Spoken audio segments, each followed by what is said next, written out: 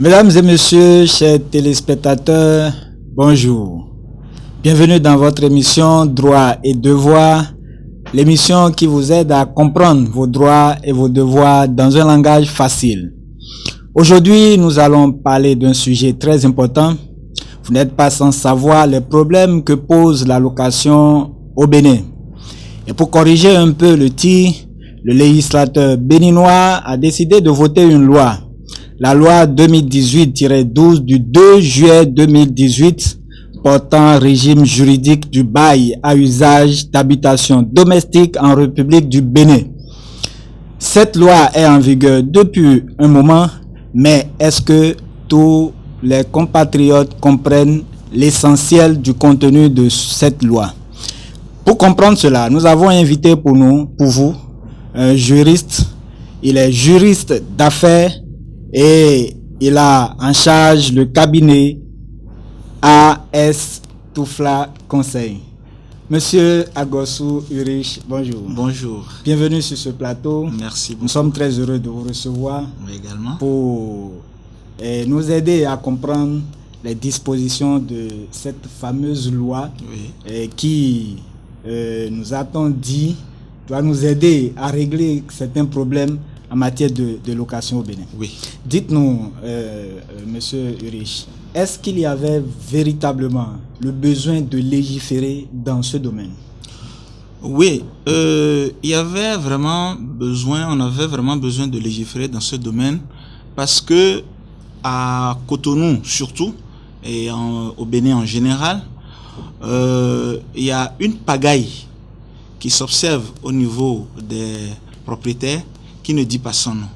Donc, il fallait trouver un mécanisme pour quadriller un peu la pagaille qui s'observe aussi bien au niveau des propriétaires qu'au niveau des agents immobiliers. Parce que la même loi nous parle de comment il faut louer, mais cette même loi nous parle également des agents immobiliers. Oui. Comment est-ce qu'ils doivent s'organiser, comment est-ce que le travail doit être fait avec ces agents immobiliers. Je crois que c'est cette loi qui nous organise cela et je crois que c'est une très très bonne loi et il faut vraiment vulgariser cette loi pour permettre aux compatriotes de pouvoir la comprendre. La plupart des Béninois, surtout les propriétaires, se disent mais qu'est-ce que l'État est venu faire dans ce domaine? Qu'est-ce qu'il est venu faire? Pourquoi il vient foutre son nez dans leur marigot? Parce que, comme vous l'avez dit, c'était une vraie pagaille. Est-ce que ils ont le droit de dire l'État n'a pas le droit d'intervenir dans ce domaine? Je voudrais faire comprendre. C'est-à-dire le droit pour chacun de fixer son prix. Oui. Le droit pour chacun de disposer de sa maison comme il entend. Bien sûr. Si vous allez sous d'autres cieux, vous observerez que le droit sur le bail à usage d'habitation est bien quadrillé. Que ce soit le bail à usage d'habitation, le bail professionnel, tout cela est quadrillé. Oui. Et il faut dire que nous-mêmes, on avait l'habitude d'utiliser le code civil. Code civil français pour pouvoir cadrer cela. Mais aujourd'hui, la loi qui est votée, je crois que le législateur a le droit, je dis bien le législateur a le droit d'intervenir dans n'importe quel domaine qui réglemente au fait la vie en société. Et je crois que cette loi est vraiment la bienvenue. Ok, nous allons rentrer dans cette fameuse loi. Ok.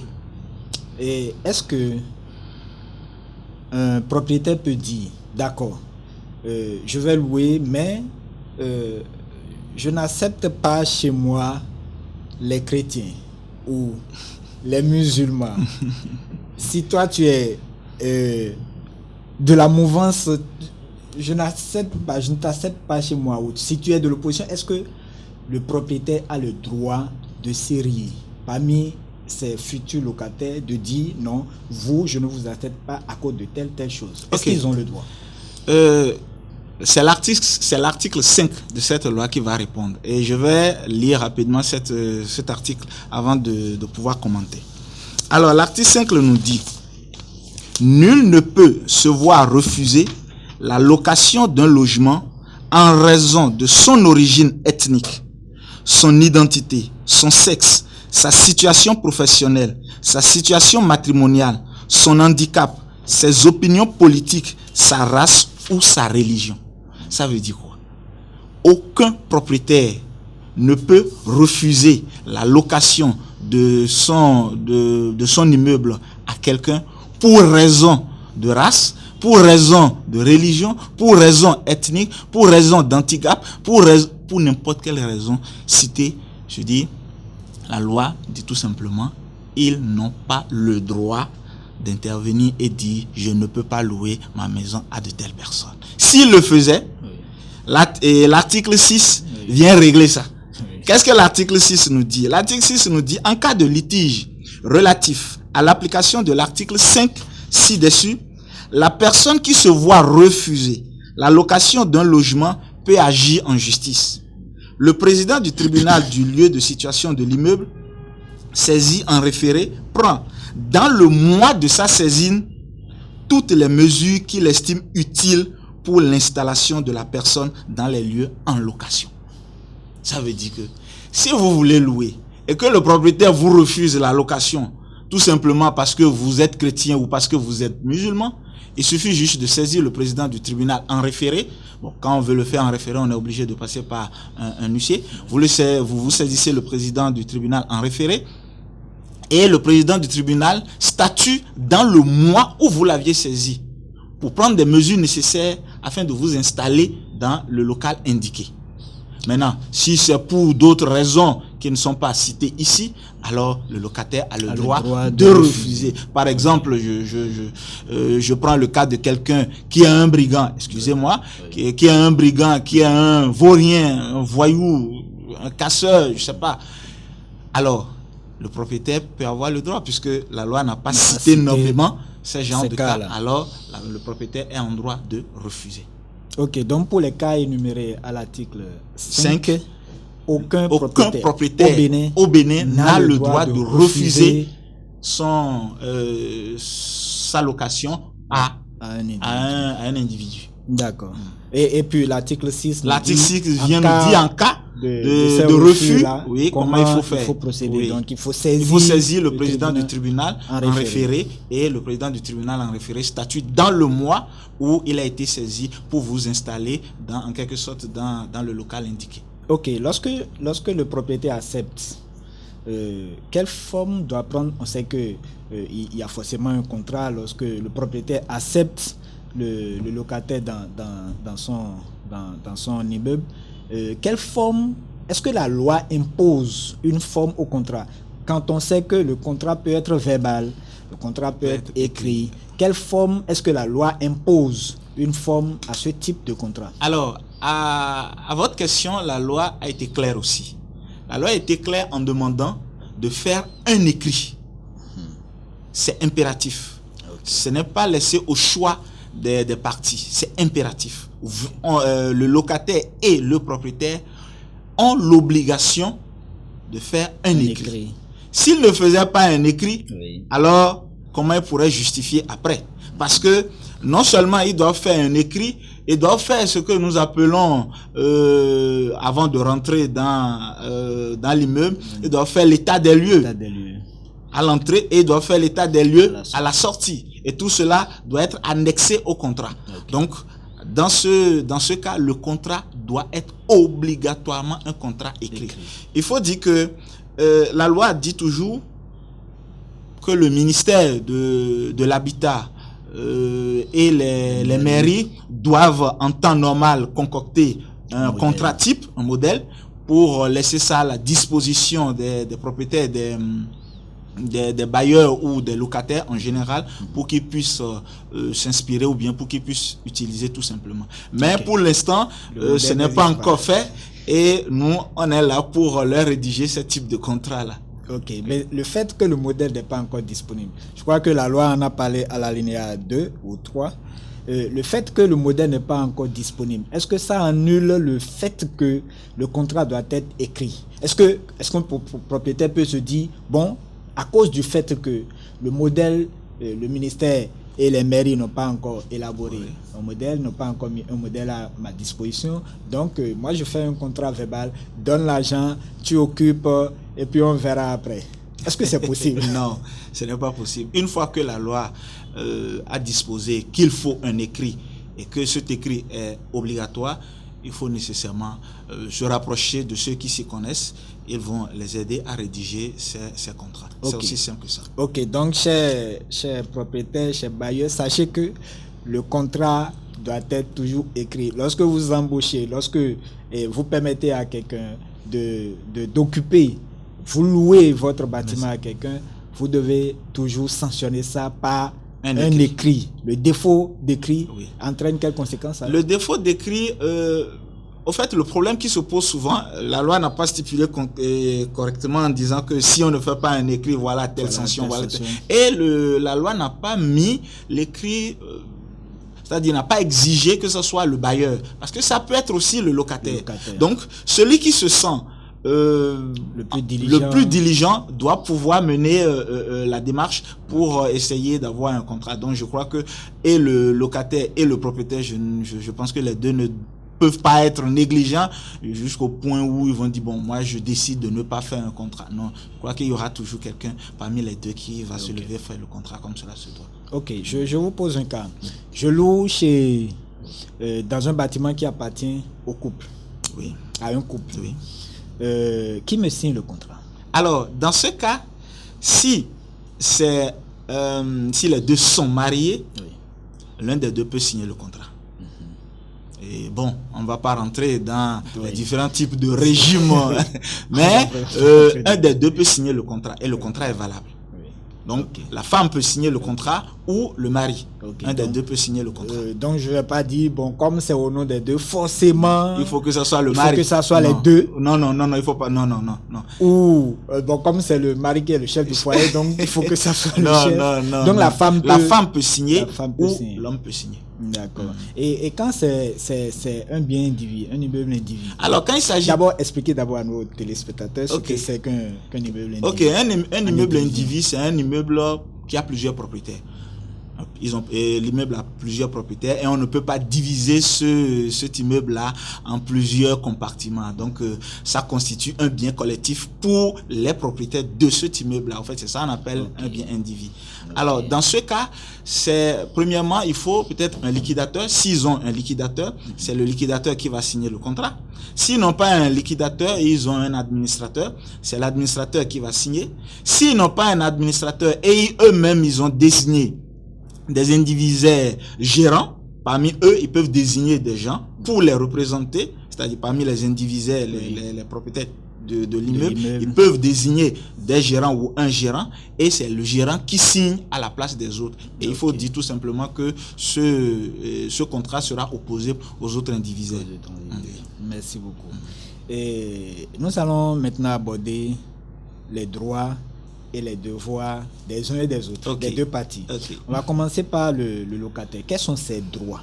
Alors, le premier droit du locataire, c'est que le propriétaire doit mettre à sa disposition un habitat digne de ce nom. Ça, c'est la première chose. Ça, c'est la première chose. C'est son premier droit, ça. Le deuxième droit, c'est que lorsqu'il... si vous permettez, on va mieux expliquer ce que c'est qu'un habitat digne. Expliquez-nous un peu. Alors, c'est quoi un habitat digne de ce nom? On appelle ça l'habitabilité, c'est-à-dire un local habitable. Alors, c'est quoi? C'est tout simplement un local dans lequel quelqu'un peut rester. Il peut dormir, il peut aller faire ses besoins, il peut... le local doit avoir des portes, des fenêtres, tout ce qui peut permettre à quelqu'un de vivre confortablement. Nous voyons souvent des gens commencent à ériger un immeuble, ils n'ont même pas encore fini, ils n'ont même pas fait le crépissage, rien de tout ça, et puis on dit on veut louer. Ça, ce n'est pas un habitat. Le temps de finir après. Oui, le temps de finir après. On n'a même pas fait le crépissage, on n'a même pas fini de faire la toiture, on n'a même pas fini de faire les plafonds, mais on dit on veut louer. Non, ça, ce n'est pas un habitat digne de nom. Ok, j'ai mon bâtiment à Ladi, au fond du bas-fond. Ça n'a pas de latrine. Je peux louer, non? Non. Ça, d'abord, il est interdit d'ériger des bâtiments dans les bas-fonds. C'est interdit. C'est interdit. Tous ceux qui érigent des bâtiments dans les bas-fonds sont en violation de la loi. Ok. Alors, si vous érigez un bâtiment dans un bas-fond et qui n'a pas de latrine, qui n'a pas de, je sais pas, toute la commodité qu'il faut, ce n'est pas un habitable qu'on peut louer. Donc c'est pas digne. C'est pas digne. C'est pas digne. On ne peut pas louer cela. Donc, mais le problème qui se pose souvent, les gens sont tellement, excusez-moi le terme, la pauvreté a tellement pris place, oui, a tellement pris place que les gens acceptent tout au fait. Et c'est ça qui pose réellement un problème dans le pays. Voilà ce que nous pouvons dire sur... Si vous me permettez, j'ouvre une petite parenthèse. Est-ce que, je dis ça avec beaucoup de mesures, est-ce que l'État ne fuit pas ses responsabilités lorsqu'on voit qu'il y a encore des gens d'habitat qui sont loués et qui sont habités, des gens qui habitent dans des bas-fonds? Est-ce que l'État ne devrait pas prendre la chose à bras le corps, sévir par rapport à ces cas? J'ai bien dit que c'est en parenthèse. Oui, c'est vrai que l'État doit normalement sévir, l'État doit prendre ses responsabilités parce que l'État est le garant. Si éventuellement un problème se posait, l'État est le premier responsable de ce qui arrive. Lorsque les gens habitent dans les bas-fonds, c'est d'abord des problèmes d'inondation, parce qu'ils vont occuper illégalement les bas-fonds qui sont censés être des réservoirs d'eau. Donc les gens vont habiter ces bas-fonds-là. Donc du coup, ils ne permettent pas l'eau de circuler correctement et ça crée des inondations partout. Donc ça, c'est la faute à l'État. Première chose. Deuxième chose, ça crée des maladies. Des moustiques un peu partout où les enfants tombent malades, c'est le palu, ainsi de suite, ainsi de suite. Donc, l'État, en temps normal, doit prendre ses responsabilités et dire non. Mais, on dit notre État n'a pas encore suffisamment ses moyens. Bon, je pense que déjà avec ces lois qu'on est en train de voter ou qu'on a déjà voté et qui est déjà en application, je crois que le travail a commencé et petit à petit, ça va prendre de l'ampleur. Oui. Ok, donc le premier droit, c'est qu'un habitat digne. Oui, il faut un habitat digne de ce nom. Ça, c'est ça, c'est son premier droit. Deuxième droit, il doit pouvoir jouir de ce bâtiment correctement. Les bruits, les troubles, on ne doit pas venir par exemple lui enlever une porte parce qu'il n'a pas encore payé son loyer, on vient lui enlever une porte ou bien on vient décoiffer la toiture. Ça, c'est des cas que nous observons. On ne doit pas venir le troubler. On reviendra sur ces cas. On ne doit pas venir le troubler dans la jouissance du local, parce que des fois on voit des propriétaires qui envoient, ou même le propriétaire même n'est pas au courant, c'est son enfant qui se pointe pour dire c'est moi qui viens prendre le loyer de ce mois. Il commence à tempêter, à faire du bruit pour demander au locataire de lui remettre le loyer. Donc du coup, ça pose un problème. Donc il doit pouvoir jouir convenablement du local qu'il a loué. Et le troisième droit, c'est... Excusez-moi, avant d'aller au troisième, je suis le fils du propriétaire. Oui. C'est mon papa qui a construit. Bien sûr. Il m'a donné un bâtiment un local dans la maison. Oui. Je mets la musique à fond. Parce que c'est pour mon papa. C'est mon papa qui a construit. Est-ce que j'ai pas le droit, même à minuit, même à 1h, de mettre la musique à fond? Parce que moi, j'ai besoin de la musique en ce moment-là et de la musique à fond. Parce que, au nom du fils du propriétaire. Alors, s'il a besoin de mettre la musique à fond, excusez-moi, il n'a qu'à aller dans les boîtes de nuit où on fait ce genre de choses, en fait. C'est pas parce qu'il est le fils du propriétaire qu'il doit empêcher les autres de jouir de leurs droits. S'il le faisait, s'il mettait la musique à fond, il y a aujourd'hui une loi qui sanctionne la pollution sonore. Oui. Donc, je crois que dernièrement, les gens ont été épinglés pour ça. Ils ont été même présentés au procureur parce que la musique, ils mettaient assez le son était vraiment exagéré. Ils avaient exagéré dans le son, donc ils ont été présentés au procureur. Donc, si éventuellement ces cas-là se présentaient, l'intéressé peut aller se plaindre au commissariat, tout simplement. Okay. Il peut aller se plaindre au commissariat, pas parce qu'il est le fils du propriétaire, non. Les gens n'ont rien à à cirer du fait qu'il soit le fils du propriétaire. Non. Ok. Il doit permettre aux gens, aux locataires, de jouir correctement du local loué. Donc, pas parce qu'il est le fils du propriétaire. Non. N'importe quel individu qui se comporte comme ça, on doit tout simplement porter plainte contre lui. Ok, le fils du propriétaire est devenu docile, mais le propriétaire lui-même décide d'élever du porc dans la maison, qui dégage des odeurs pas possibles. Est-ce qu'il n'a pas le droit? Là, ce n'est plus le fils du propriétaire, mais c'est le propriétaire lui-même, c'est lui-même qui a construit. Il a travaillé dur pour avoir son argent. Est-ce qu'il n'a pas le droit d'élever du porc? Alors, même si ça dégage des odeurs. Normalement, on ne peut pas élever ces genres d'animaux dans un local habitable. Ce n'est pas normal. Il faut des fermes pour ces genres de choses. Donc, pas parce s'il est propriétaire et il fait ça, les individus, en tout cas les locataires vont porter plainte contre lui. Ils peuvent porter plainte contre lui. Okay. Ils peuvent porter plainte contre lui. Très bien. Troisième droit. Alors, le troisième droit, c'est lorsque le locataire est dans le local et il se fait que le mur a peut-être un problème, ou la toiture a un problème, ou les ouvrages d'assainissement ont des soucis, alors il est en droit de demander au propriétaire de les réparer. Okay. C'est différent de l'entretien que lui doit faire. On parle des gros travaux. Oui. D'accord? On parle des gros travaux. Donc, quand il s'agit du mur, quand il s'agit de la toiture, quand il s'agit de la clôture, quand il s'agit des ouvrages d'assainissement, tout ça là, c'est à la charge du propriétaire. Là, on parle des gros travaux. Oui, on parle des gros travaux. Ce n'est pas l'ampoule. Non, ce n'est pas l'ampoule, ce n'est pas... Non, ce n'est pas ça. Non, les gros travaux. Les gros travaux. Très bien. Est-ce qu'il y a un autre droit? Non, je crois que ce sont les trois droits dont bénéficient les locataires. Oui. Parlons des devoirs du locataire. Alors, le premier devoir du locataire, c'est qu'il doit payer le loyer.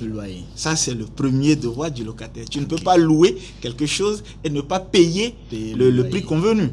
Donc, il doit d'abord payer le loyer comme convenu. Ça, c'est son premier devoir. Son deuxième devoir, c'est qu'il doit habiter le local qu'il a loué.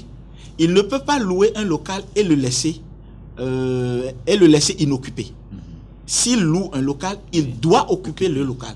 Parce que lorsque nous prenons un local qui est loué, qui n'est pas habité pendant un an, ou pendant 2 mois, ou pendant un an, ou pendant 2 ans, des choses comme ça, on se rend très bien. On commence que les murs commencent à se lézarder et du coup, ça demande des travaux au propriétaire.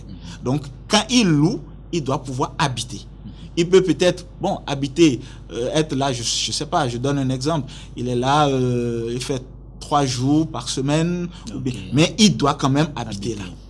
Et le troisième... Excusez-moi. Oui. C'est dit, l'essentiel c'est qu'il paye. Est-ce que je te paye, propriétaire? Je te paye, non?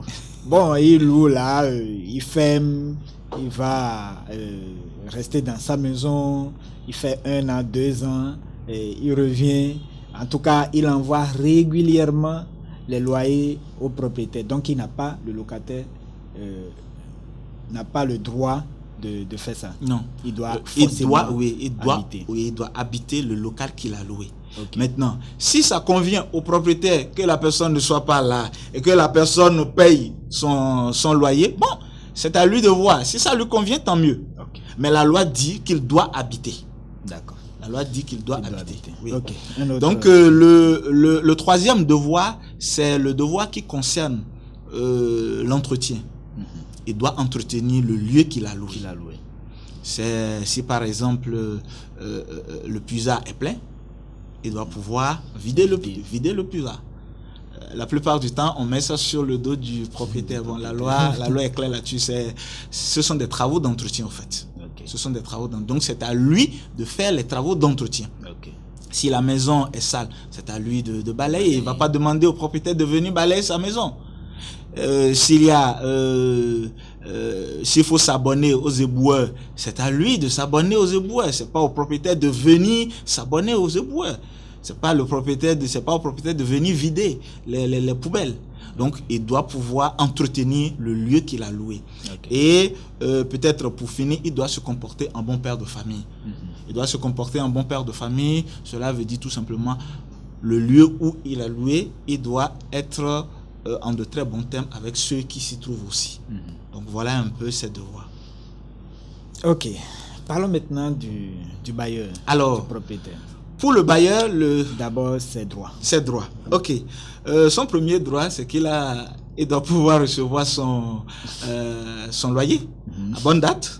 Ça, c'est son premier droit. Le deuxième droit, c'est qu'il...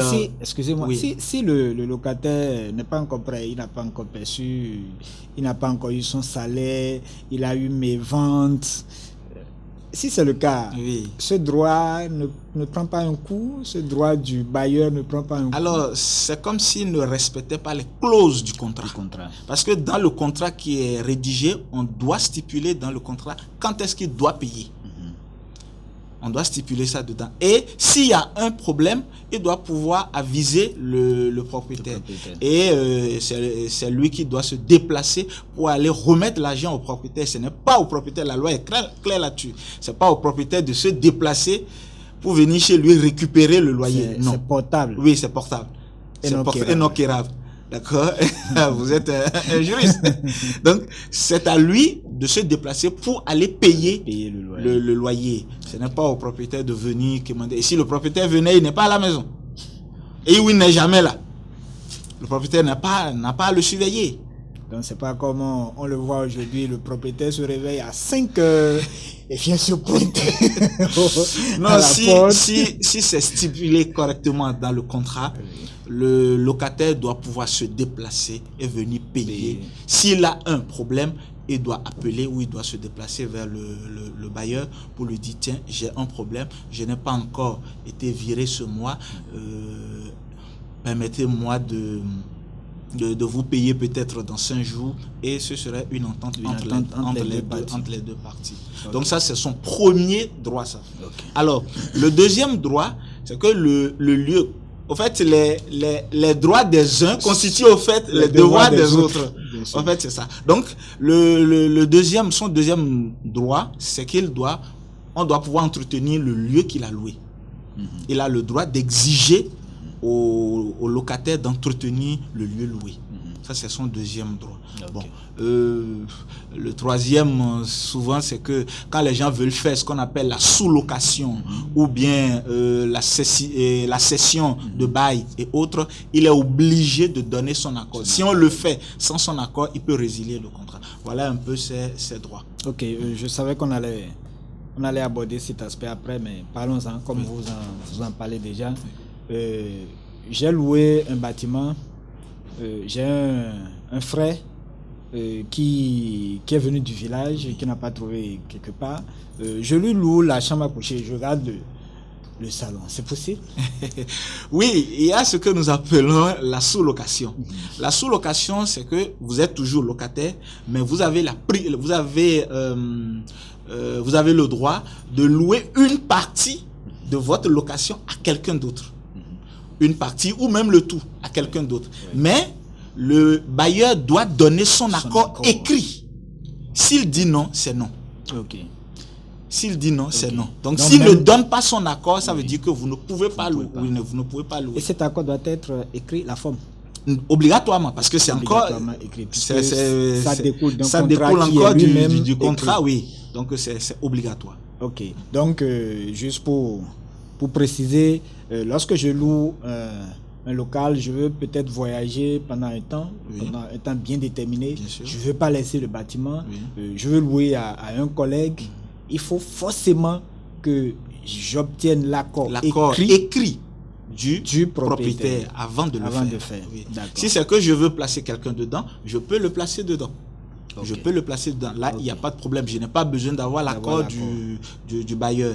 Mais si c'est que c'est une location, je suis obligé d'informer le propriétaire et il doit me donner son accord par écrit. Ok. Oui.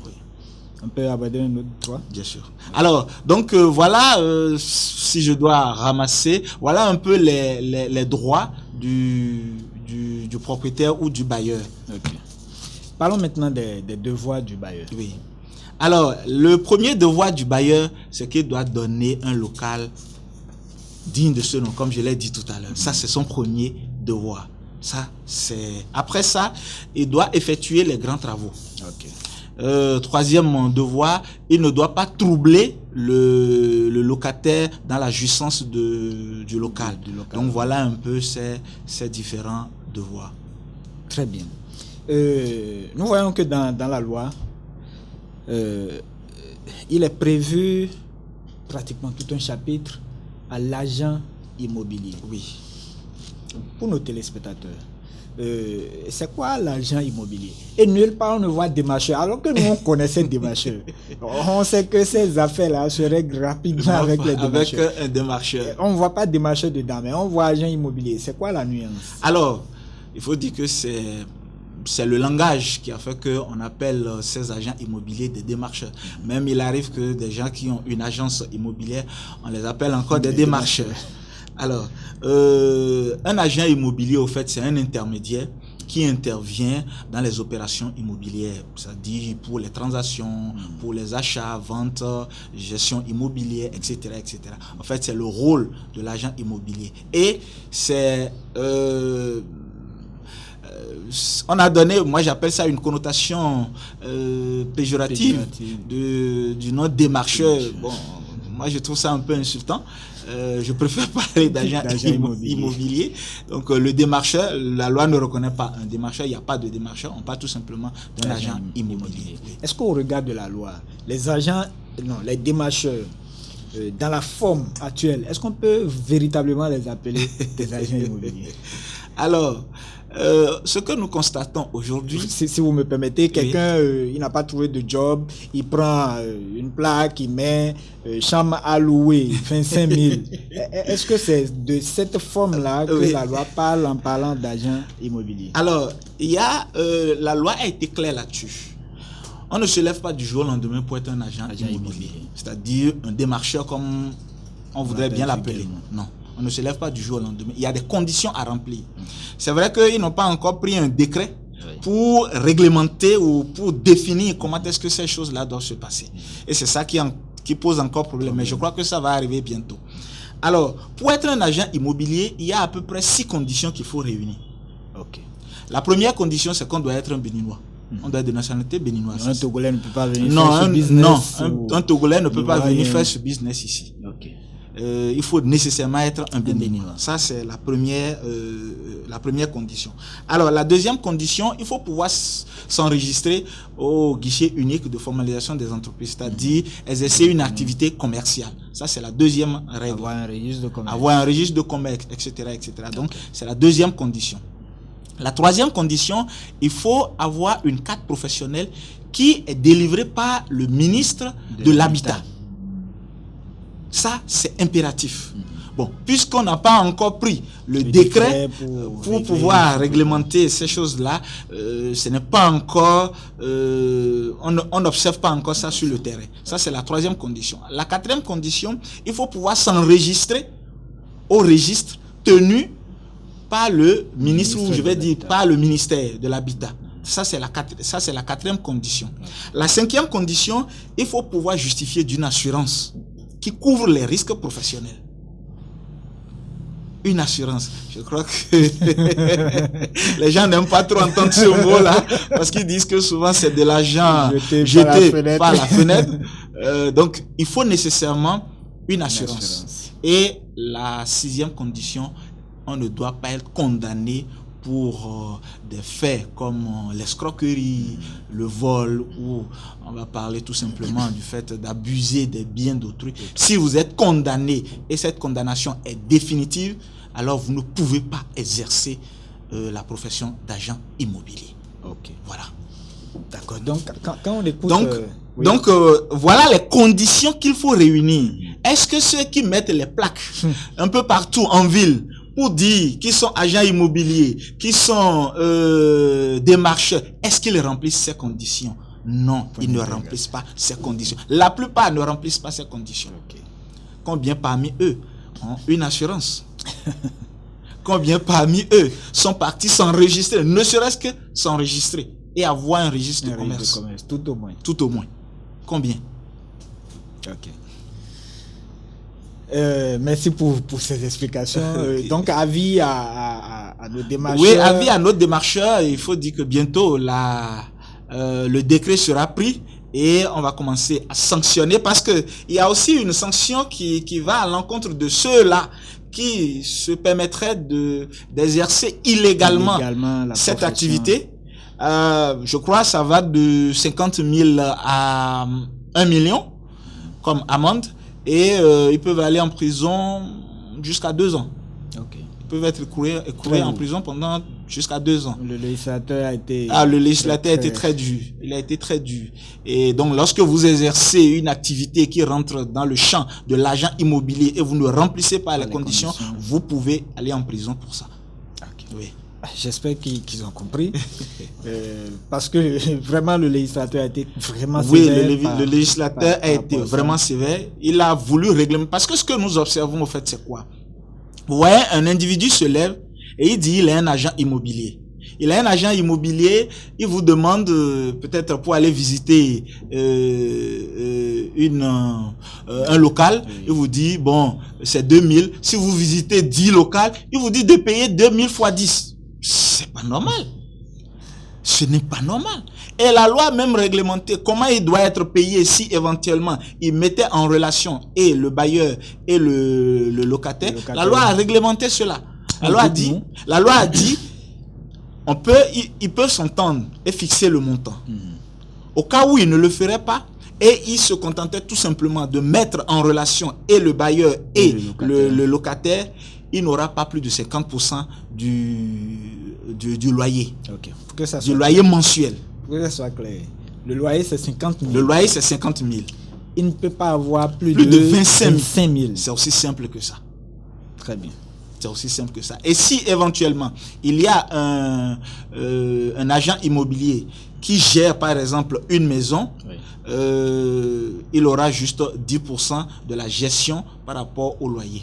Ok. C'est ce que donc si je veux confier ma maison à une agence pour sa gestion, ce que je lui paie comme commission c'est au plus. Oui, c'est 10%. 10%. Oui. La loi a prévu 10%. Je peux négocier. Oui, si vous voulez, vous pouvez négocier à la baisse. C'est 10%. Oui, au plus c'est 10%. L'agence qui m'exige 20%, 25% est en train d'enfreindre la loi. À la loi. Oui. Et mais la loi dit aussi que pour ce qui concerne les démarches administratives et autres, ils peuvent aussi s'entendre par rapport à ça et voir parce que des fois ça demande beaucoup de travail. Ça demande beaucoup de travail où il faut passer dans telle agence, surtout quand il s'agit de l'achat. C'est un parcours de combattant. À un moment donné, si vous voulez vraiment faire un bon achat, c'est un parcours de combattant, mais ça se passe bien aussi. Donc, la loi a prévu que dans ces cas-là, ils peuvent négocier et avoir les frais administratifs pour ça. Ok. Oui. Ok. Parlons de la caution qui est versée. Oui. Alors, le constat, c'est que chacun se lève et dit je veux 2 ans de loyer, je veux 1 an de loyer, je veux 6 mois de loyer. Est-ce que le législateur s'est penché sur ce côté? Est-ce qu'il y a une réglementation par rapport à ça? Oui, il y a une réglementation. Je vais rapidement vous trouver l'article qui le réglemente. Alors, je vois bien que ça doit être... L'article 59.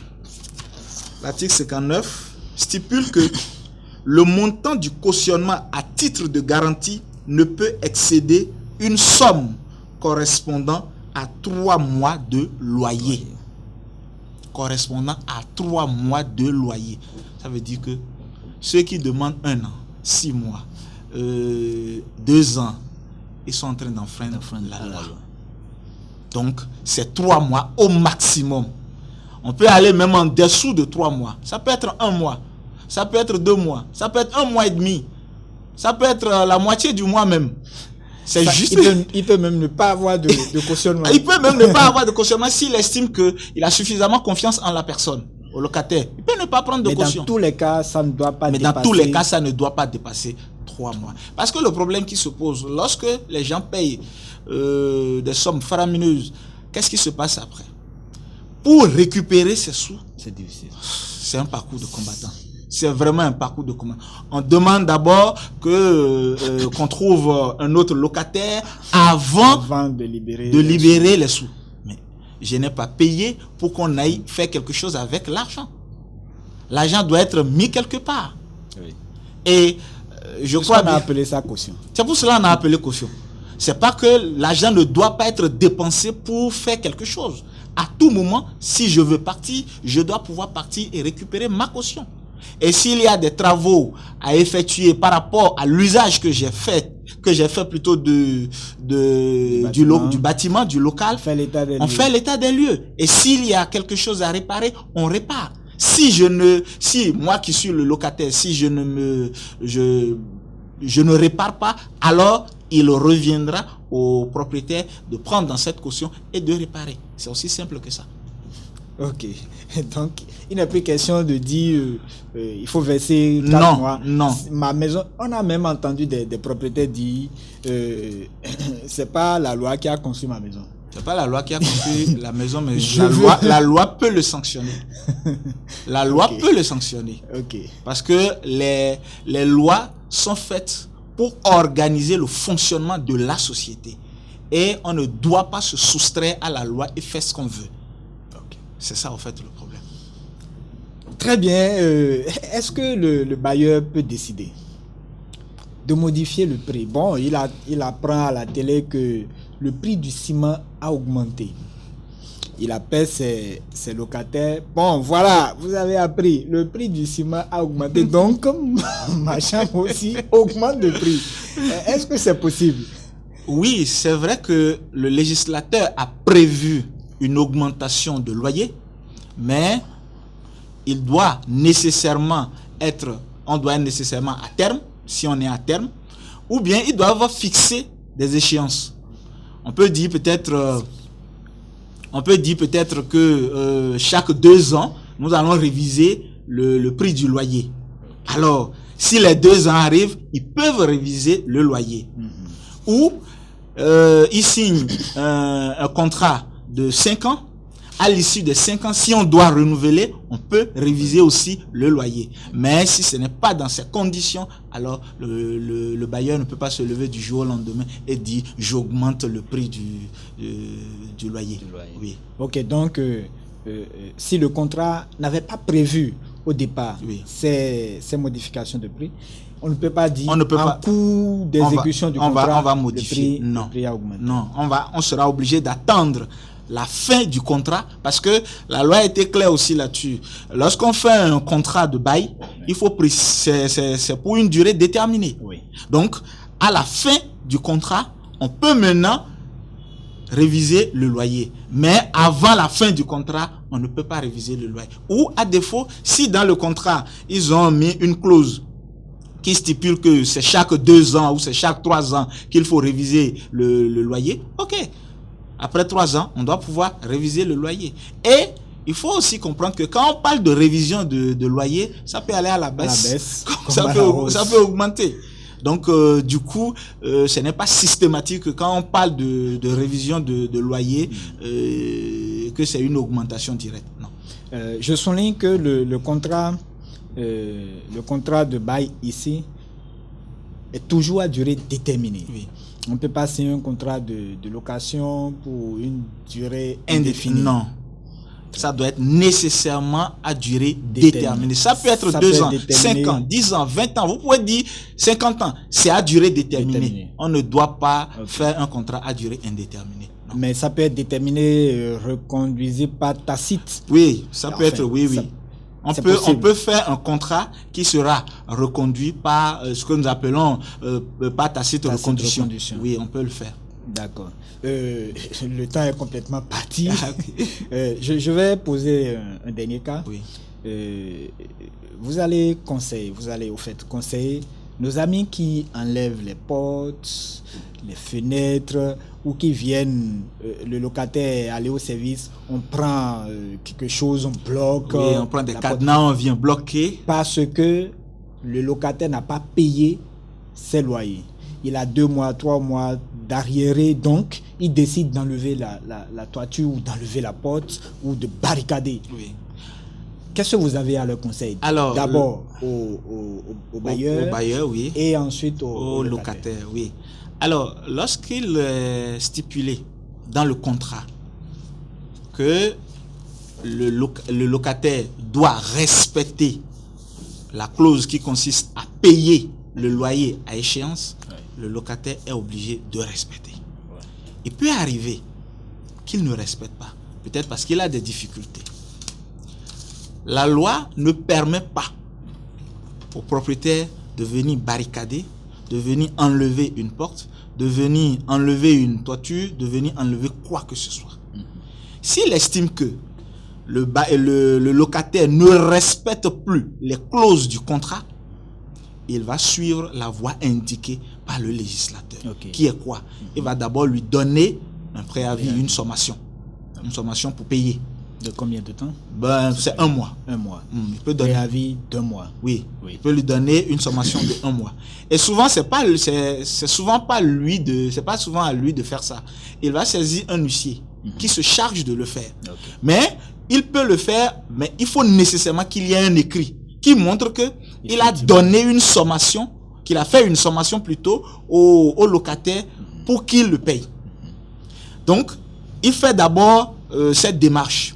Au cas où le locataire ne respecterait pas cette sommation, il peut maintenant saisir le président du tribunal, en référer, et le président va statuer et demander maintenant le déguerpissement de l'intéressé. Okay. Il n'a pas le droit de se lever pour aller barricader ou pour faire quoi que ce soit concernant le local qu'il a loué. Ok, non seulement il n'a pas le droit de barricader, d'enlever les portes, d'enlever la toiture, mais il n'a pas aussi le droit de sortir, le locataire de force, sortir ses bagages, oui, jeter ses bagages je crois que le législateur a été vraiment ingénieux sur ce plan-là et il a confié exclusivement ce travail-là à l'huissier de justice. C'est l'huissier de justice qui est appelé à faire sortir un locataire dans une maison lorsque le locataire ne respecte pas les clauses du contrat. C'est clair, c'est net. Ok. Et pour le locataire. Alors pour le locataire, est-ce qu'il y a des moyens? Oui, lorsqu'il est confronté. Lorsqu'il est confronté à de telles situations où on vient le barricader, il va tout simplement saisir le tribunal.